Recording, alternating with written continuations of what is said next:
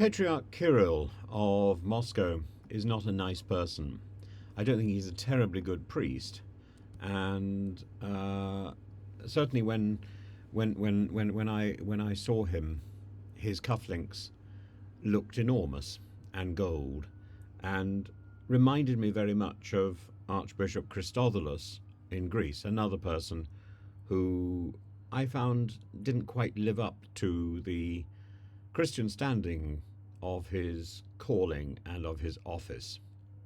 He was more interested in nationalism than he was in Christianity, as indeed is Patriarch Kirill, who has recently claimed that the West's antagonism towards Russia stems from Russia's commitment to Orthodox Christianity, which the West doesn't like. This statement, while compelling to some, is complete poppycock. It's a deliberate conflation of Orthodoxy's theological richness with the Kremlin's political agenda, and it is nonsensical.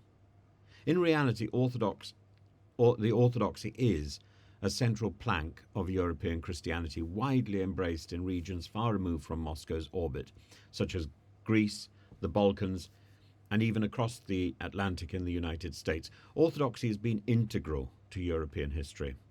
From Byzantium's intellectual legacy to the survival of Greek culture during Ottoman rule, the Greek Orthodox Church symbolizes national identity and continuity. Enshrined in Greece's constitution, far from being an isolated tradition, Orthodoxy has shaped European art, music, philosophy, proving that it thrives alongside whatever Western ideals may exist. The Patriarch Kirill, his assertion that Orthodoxy makes Russia a target rests on seriously flawed premises. Number one, Orthodoxy is not uniquely Russian, and Orthodoxy arrived in Russia quite late, 1,000 years after Christ. Nations like Greece, it was introduced by Prince Vladimir in Kiev. So Kiev is the birthplace of Slavic Orthodoxy, Russian Orthodoxy, and nations like Greece, Romania, Serbia have embraced Orthodoxy while coexisting with Western values. And the West is not uniformly secular. Countries like the United States maintain robust religious traditions, and Orthodoxy is growing in places like the US because of immigration and because of a vigorous conversion process. Kirill's stance, his statements often blur the line between theology and propaganda and state propaganda. He's described same-sex marriage as a harbinger of the apocalypse, aligning with Kremlin narratives on Western moral decline.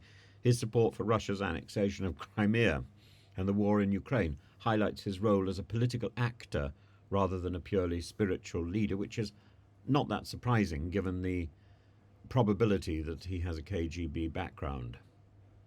His personal controversy, the scandals, the luxury watches, the lawsuits over dust, the alignment with President Putin, the photographs on a luxury yacht surrounded by girls, undermine his credibility as a humble steward of Orthodox values.